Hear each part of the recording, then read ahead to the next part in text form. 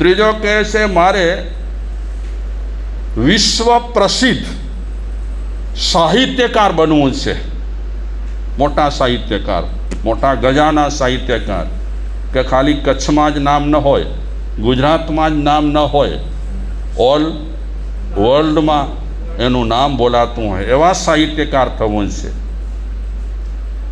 Socrates વિચારે છે કે આને ધનાઢ્ય થવું છે, આને રાજનેતા થવું છે, આને મોટા સાહિત્યકાર થવું છે. સારું છે.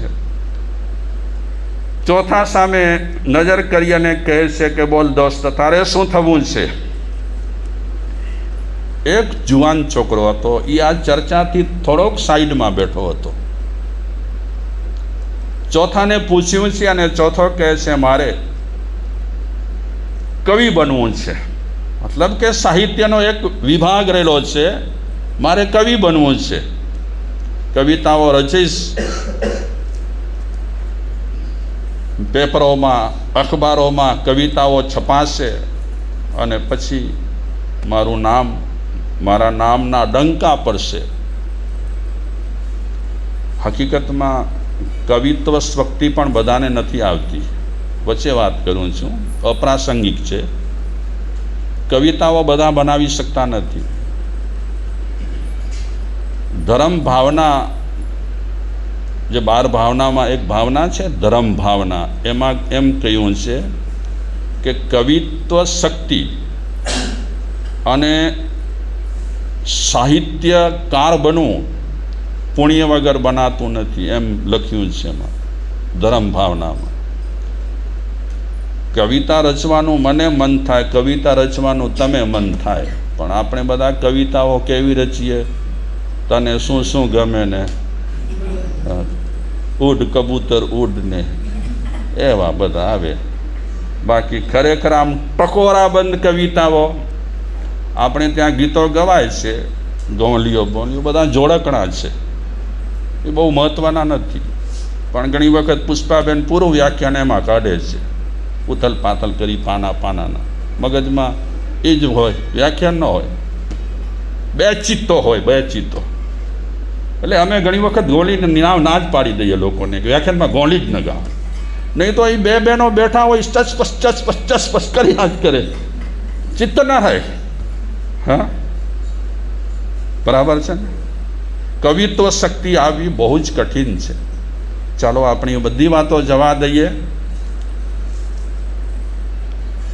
જે સાઈડમાં યુવાન બેઠેલો હતો એ યુવાનને મુખ્ય યુવાન કહે છે કે દોસ્ત તું કાંઈ બોલતો નથી, તારે શું બનવું છે?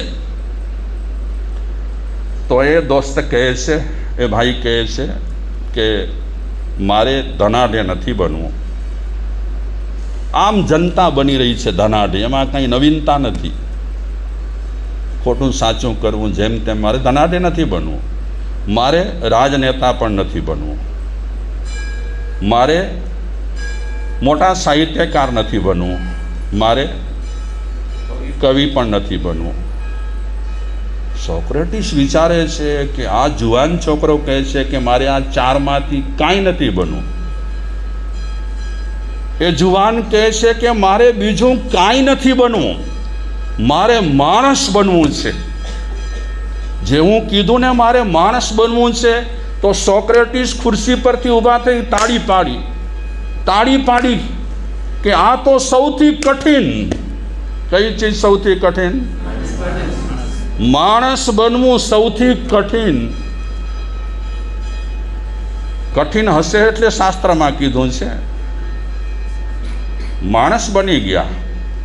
આપણે થોડી ધર્મક્રિયા કરીએ તો માનવાનું નહીં કે આપણે માણસ છીએ. હજી તો આપણામાં અધુરાશો છે, ઘણી બધી અધુરાશો છે આપણામાં, ઘણી બધી ખામીઓ છે. માણસ બનવું બહુ કઠિન છે. ફિરસ્તો से बेहतर है, फरिश्तों से बेहतर है इंसान बनना. फरिश्तों से बेहतर है इंसान बनना, मगर इसमें पड़ती है मेहनत ज़्यादा, मगर इसमें मेहनत पड़ती है ज़्यादा, किसमें मेहनत पड़ती है? इंसान बनवामां बहु मेहनत पड़े छे। एक वखत આપણે માણસ બની જઈએ ને પછી ઉત્તરોત્તર આપણી પ્રગતિ જ છે, પછી વિકાસ જ છે, પણ જ્યાં સુધી માણસ નથી બન્યા ત્યાં સુધી સવાલ છે। આ સત્સંગ કરવું, પ્રવચન સાંભળવા, આ બધું એટલા માટે જ છે। સંપ્રદાયને જાળવી રાખવા માટે આ બધી ચીજો નથી, ગચ્છોને જાળવવા માટે આ ચીજો નથી। આપણે બધા વેચાઈ ગયા છીએ, બહુ વેચાઈ ગયા છીએ આપણે, અને અમે પણ તમને વેચી નાખ્યા છે। કોઈ માણસ અત્યારે સ્વતંત્ર રહેવા માંગતો નથી, પર્સનલ પોતાના વિચારોને જાળવી કરી અને જીવવા માંગતો નથી। ઘણા લોકો કે મારા સાહેબ અમે તો ફલાણા વાસી છીએ, અમે કહીએ જવા દો ને બાપા, કોણે તમને પૂછ્યું તમે કયા વાસી છો? અને વાસી તમે અને આપણે વાસી ક્યારે થઈએ ખબર છે? નાના બચ્ચા હોય આને પૂછો તમે તું કઈ વાસી છે, તો એ નહીં કાંઈ નહીં કે, એ મોટા થયા પછી જ ગોટાળા વાળીએ છીએ આપણે। હા, મોટા થયા પછી જ આપણામાં હોશિયારી આવે છે, અને આપણે નક્કી કરી નાખીએ છીએ કે હું આ ગચ્છનો છું, એટલે વેચાઈ ગયા આપણે, આપણી જાતને વેચી નાખી। હવે આપણને સાધુ સાધ્વી જેમ નચાવે તેમ નાચવાનું, એ જેમ કહે તેમ કહેવાનું કરવાનું, વેચી નાખી જાત। પણ આપણે બધા આપણો માણસ તરીકેનો એક સ્વતંત્ર એકમ છે, આપણા એક પર્સનલ વિચાર રહેલા છે કે મનુષ્ય અવતાર મળ્યો છે તો મારે કરવું શું, જીવવું કેવી રીતે? તો સોક્રેટિસે તાળી પાડી અને કીધું કે આ સૌથી દુર્લભ છે, બાકી બધું બની શકાય। ધનાઢ્ય ઘણા બની રહ્યા છે, રાજનેતા ઘણા બની રહ્યા છે, સાહિત્યકારો પણ ઘણા બની રહ્યા છે, મુશ્કેલ છે તે છતાં બની રહ્યા છે, અને કવિઓ પણ ઘણા બને છે। અમારા એક હમણાં આવ્યા હતા આકાશવાણી ડાયરેક્ટર, સરસ કવિ છે, એમના 4 વાક્ય આપણે વાંચીએ મજા આવી જાય।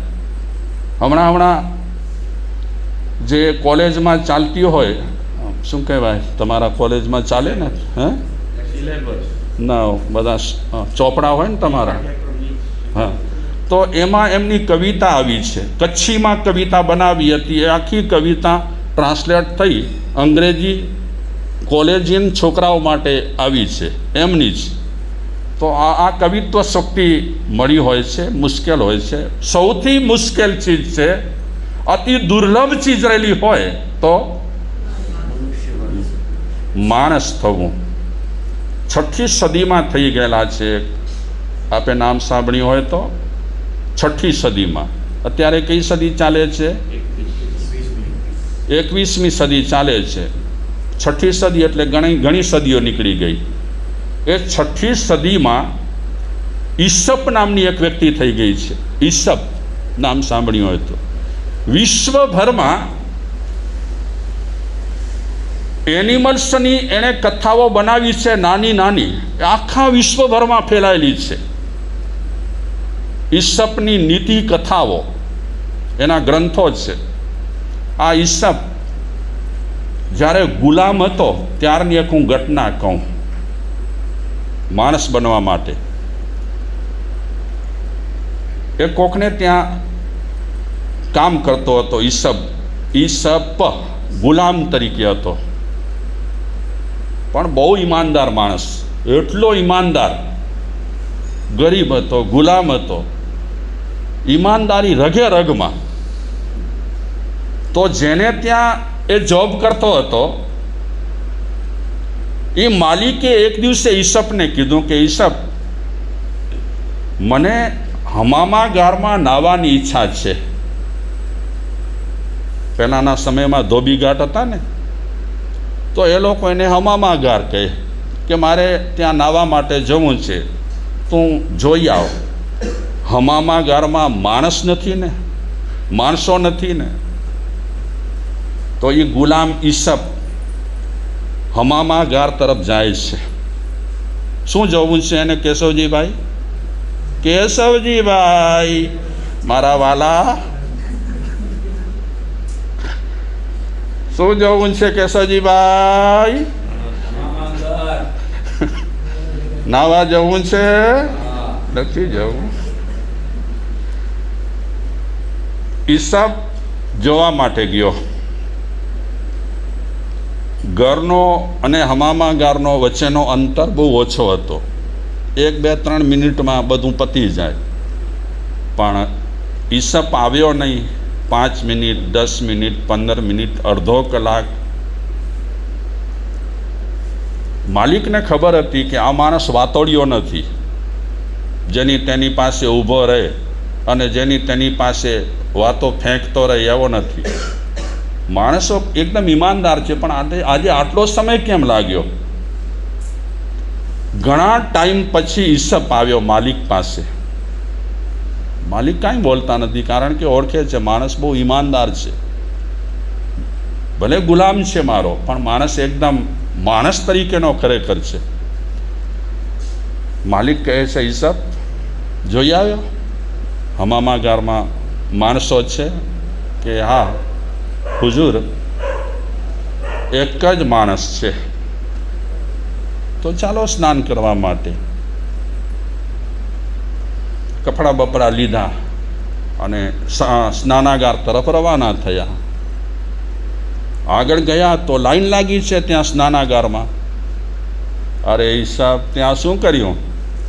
અહીંયા તો નાહવા માટે કેટલાય લોકો આવ્યા છે ને તે કીધું કે માણસ એક જ છે. ઈસબ આવી રીતે તું કરે છે? ઈસબ કહે કે તમે શું કીધું મને? માણસો કેટલા છે તે જોઈ આવો. મેં જોયું અને આપને કીધું કે માણસ એક જ છે. પણ ઈસપ, આ તું ગોળ ગોળ વાત કરે છે કેમ? આ માણસ એક જ છે અહીંયા. ઈસપ કહે, માલિક મારી વાત સાંભળો. આપે કીધું માણસો છે કે નહીં જોઈ આવ, લોકો છે કે નહીં જોઈ આવ, એમ નથી કીધું. તો એક ઘટના ઘટી માલિક. 2-3 મિનિટમાં જે કામ પતતું હતું આપે કીધું નહીં મને, પણ આ કાર્ય કરવા માટે સમય વધારે ગયો. એનું કારણ છે માલિક. શું કારણ છે? બોલ ઈસબ. માલિક, આપના આદેશ પ્રમાણે હું હમામાગાર પાસે આવ્યો. બરાબર હમામાગારના રસ્તાની વચ્ચોવચ્ચ એક પથ્થર પડેલો હતો. લોકો આવતા હતા, અથડાતા હતા, પડતા હતા, ઈજાઓ થતી હતી, ગાળો દેતા હતા,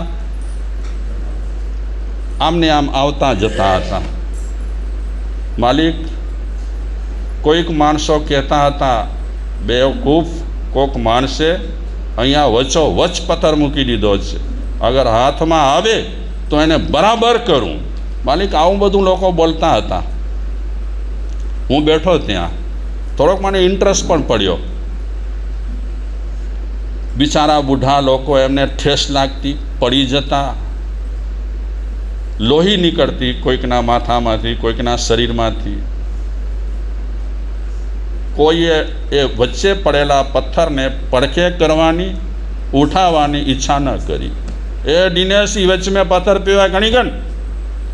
વિશાલભાઈ, દિનેશને તમે આજ્ઞા કરો, પણ એમ ન થાય તમને કે ચલો જે દિનેશભાઈ કામ કરે છે તે હું પણ કરી શકું છું.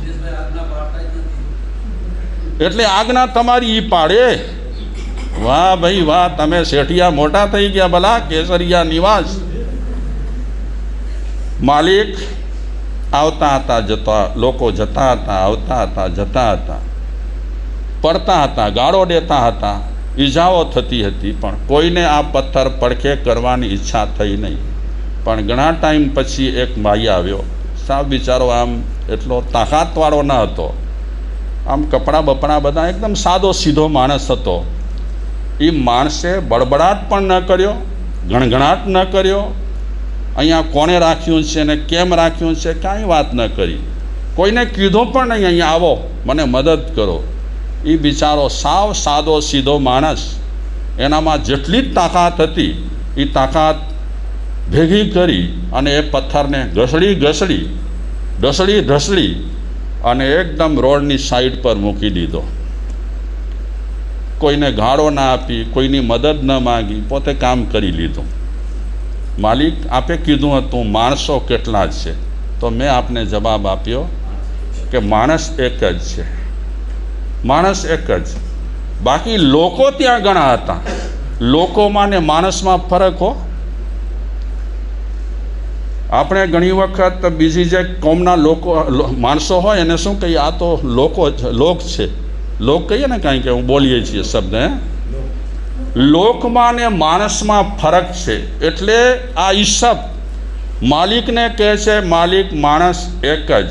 માણસ કોને કહેવાય? લોકો તો ઘણા છે આ દુનિયામાં. માણસ જેવા ચહેરા ધરાવનાર અને માણસ જેવી આકૃતિ ધરાવનાર આ દુનિયામાં ઘણા છે, પણ માણસ તેને કહેવાય કે જે માણસને છાજે શોભે એવું કામ કરે, એને માણસ કહેવાય. બાકી દુનિયામાં બધા માણસો જ છે. તો આ ઈસબ માણસને શોધ્યો, બાકી લોકો ઘણા હતા.